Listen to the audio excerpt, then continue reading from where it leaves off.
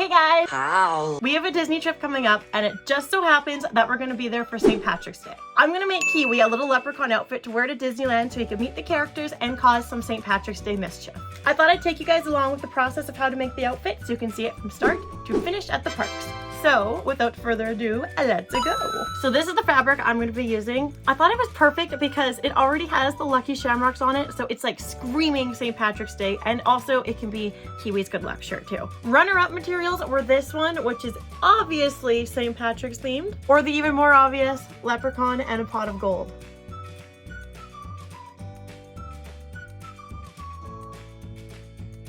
Now, for the moment of truth, we're going to do the first fitting of Kiwi's little leprechaun outfit. Isn't he cute? Oh, not supposed to see that. Cover up, buddy, jeez. I want to give him a beard too, so I'm not sure if I should have like a lower neckline or if this is good. Let's make a collar for this guy's shirt. That moment when you're trying to flip something inside out, but you go too far and you make a hole in it. Second time's a charm.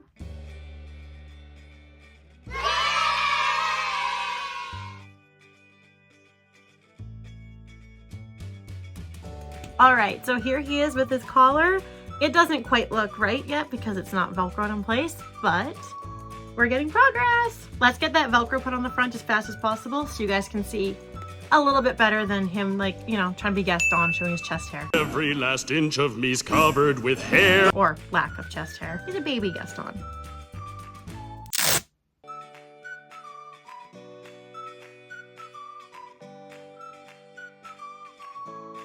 There's no Velcro in the front and his collar is sewn on.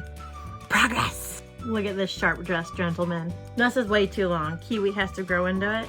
So we have to hem the bottom because he's not quite tall enough for this. Or maybe it's because he has no legs. Either way, it needs to be hemmed.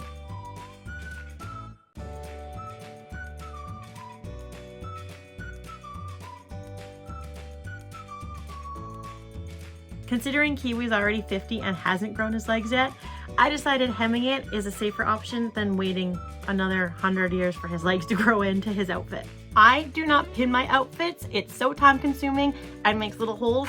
I am in love with these wonder clips. If you are a sewer and you want to make your sewing time more efficient or just not awful and more fun, get these sewing clips. I got mine from Amazon, way cheaper than the sewing store. Do not get them from the sewing store. They sold me like 12 for $20, but on Amazon I got like 100 and something for the same price. So here's Kiwi's finished lucky shirt.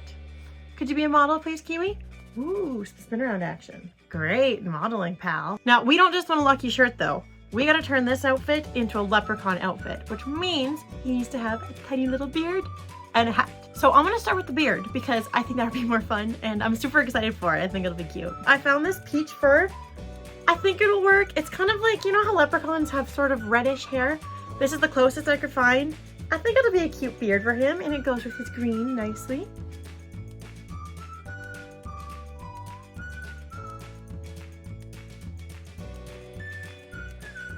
Close enough.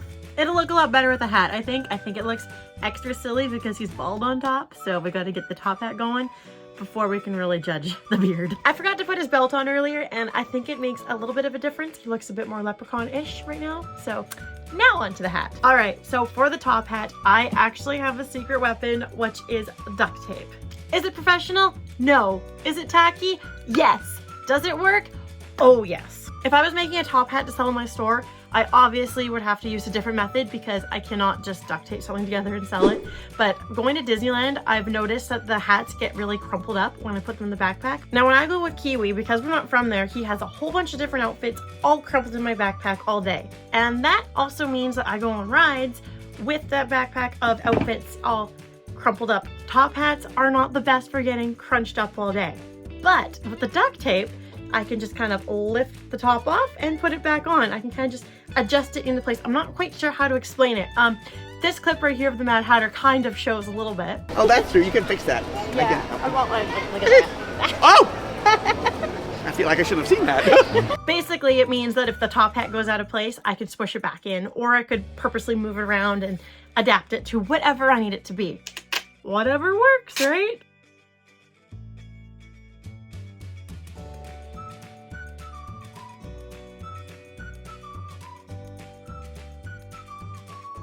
So here's a finished little green leprechaun. He's super cute with his belt, his beard, and his hat.